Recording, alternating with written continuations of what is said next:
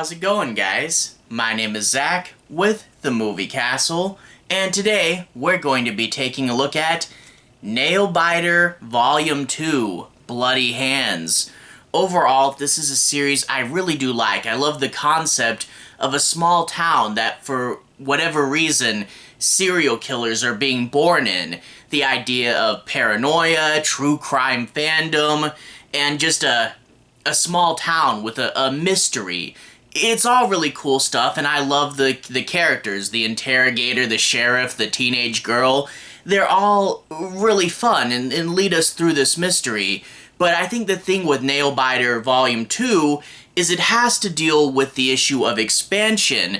Basically, this is going to be a long-running series. We have to widen out the scope of the story and sort of spread things out a bit. So this volume is a little bit episodic.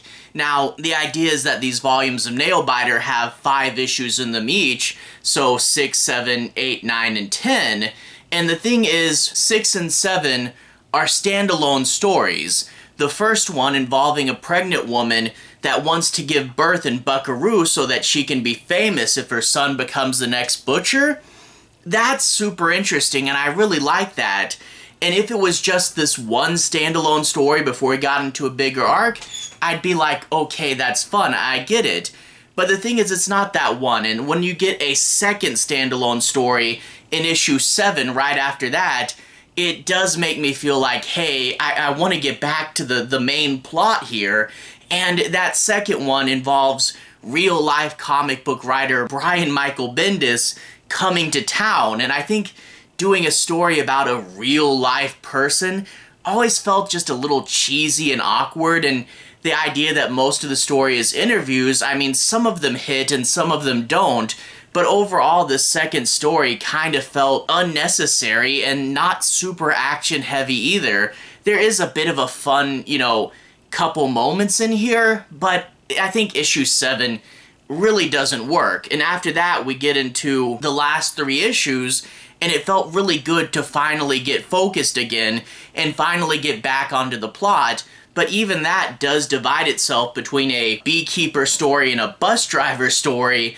And overall, I get that we need to spread out, and a lot of what happens in here I do really like, but it does feel a bit more episodic, and when you end it on such an intense moment as the last one did, finally finding the other FBI agent, but he's super injured and messed up, like, that was a cliffhanger that left me on the edge of my seat, and I kind of wanted to just plow straight into the plot. It left me feeling a little bit impatient, wanting to get to the bigger elements. Again, I do like a lot of the stories in here.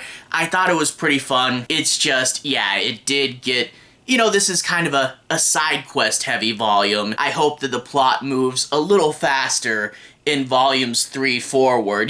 Give us an aside every now and then, but this is probably a little bit too much.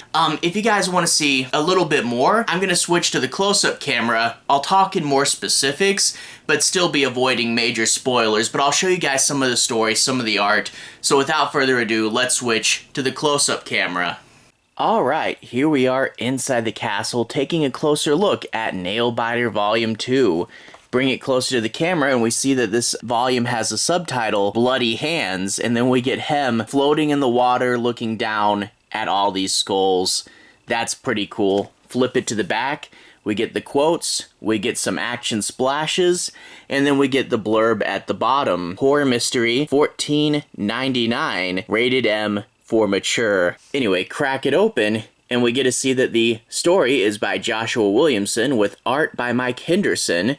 And then after that, we'll get into the stories proper. Now, I do want to take a little bit of a look at each story, do a bit of analysis, and show you guys some of the art, but I'll try to be avoiding major spoilers, and I'll try not to ruin the endings. Anyway, we open up with issue 6, and issue 6 I think is probably one of my favorite Nailbiter covers. The idea of cute little baby Hannibal here, that's really fun. But then we get into the story itself, and we get to meet Alice again, the young girl that everyone thinks is going to be the next Buckaroo Butcher. And as she's writing in the diary, we get a little bit of a previously on for the first volume, which is a nice way to catch up. But then we get an original story with Alice where we see this pregnant woman will come into the diner and strike up a conversation with her, and we find out that she wants to have her baby in Buckaroo so that he might grow up to be one of the Buckaroo Butchers. And we get this little story of her imagining a hypothetical future, and it really is an interesting idea, the way that she wants to be famous, she wants to matter, even if that means being the mother of a killer. It is an interesting idea, talking about fame, but also talking about what people will do for fame. It analyzes a lot of cool things, but she's about to give birth, and Alice will rush her to the hospital, but of course she'll break away, and then she'll be on the run, and it's up to Alice and Sheriff Crane there to try to find her before she gives birth and help her out. It's a really cool story. I really do like it, and I won't spoil where it ends, but it ends on a really interesting and fun note. It's a fun aside, and if it was the only one, I'd be like, okay, that's a cool way to begin the volume. But then we get into issue 7, and I will say, yeah, issue 7, I wasn't the hugest fan of. It has its moments, but we get this guy running through the darkness, and you have to do this because after this opening, it's going to be quiet for quite some time, but we get that the guy is comic book writer, real-life comic book writer, Brian Michael Bendis, and he's gone to Buckaroo to do a series of interviews for his new horror comic, and I wonder if that guy there is Alan Moore. I don't know. But anyway, he finds one of the guys here is the younger brother of the Whistler, so he gets to talk to him, hear his story, hear what it's like to have a relative who was a butcher and how he's gonna move on with his life and what will he tell his kids someday. There's lots of interesting stuff to talk about here. The next conversation doesn't work out as well. We get the Nailbiter coming up to him, and he's asking him to sign some of his comics because he's such a huge fan. And I get, like, the irony, you know, that the serial killer would be a huge nerd or something. And I kind of wish they sold it better because it just seems a little weird and out of character. They do talk for a bit like, oh, hey, you kill people too in your fiction. But it's just one of those conversations that's a little off. And overall, just, you know, comics, talking about comics, bringing in fictional versions of real-life comic book writers. I don't know. It wasn't the best. And again, it is mainly talking until we get back to that end bit. And there is a fun enough revelation at the end, but yeah, I don't know. It just seemed a little on the cheesier side. But after that, we get issues 8 through 10. And these 3 will be the big story at the end. We get a guy cutting up and dissecting a bee, singing the Little Baby Bumblebee song, and the idea is that he wants to figure out maybe it's something with the bees. Maybe they are causing the butchers, and that's of course where we get the FBI interrogator coming up to his house, and all seems to be okay until he hears something in the basement. A really cool conversation that kind of feels like the beginning of Inglorious or something, and it does have a fair amount of tension that breaks after that. What is this guy? What is he hiding? What's going on down there?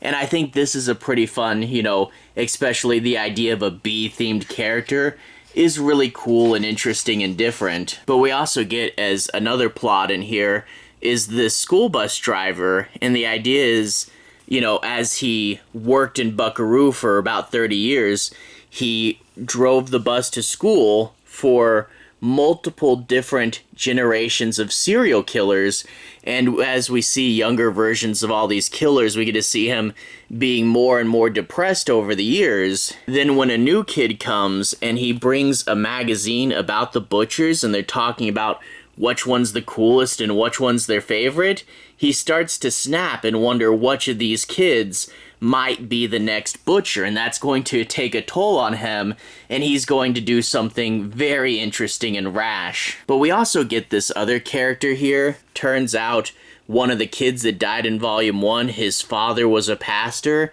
And I wasn't a big fan of this character. It's a very cliched evil priest type character, and if you read Stephen King, you've seen a million of these guys, and overall, I'd rather not see another one unless we can think of something new and interesting to do with him, but just kind of a cliched jerk, and maybe he'll have something interesting going on with him later, but yeah, overall, I wasn't a huge fan. But the story does move along fairly well. We get the other FBI agent becoming more of a character, her suspecting something's going on between the sheriff and the interrogator, and kind of knowing that something's up, and then of course multiple plot lines are going to burst and we're going to get climactic elements there. And overall, you know, even though it's only a 3-issue plot arc at the end, and it is kind of separated into a few different paths, you know, the bees and the school bus driver, it still is pretty cool, and it feels like we're getting more on track. I think the volume's biggest fumble was just that real-life comic book writer story being too much of a side and taking us too much out of it. I think if they had saved that for later and just done like one aside per volume, I think that would have been better, but opening up with back-to-back side stories and then having a shorter, more episodic story at the end, I just don't think that was quite the right move, but we'll see how the future volumes handle episodic versus long-running series, and I'd be curious how this plays its hand over the next 4 volumes. Anyway, though, still good, just some structure issues, I don't know. But anyway, to everyone who's watched so far, thank you for watching. To everyone who's liked and subscribed, thank you. You really are helping the channel out. I'll leave a relevant playlist on the bottom. This should be my Image Comics playlist, where you can see me talk about other books from them, including the first volume of Nailbiter. Anyway, have a good day. I'll see you guys again very, very soon.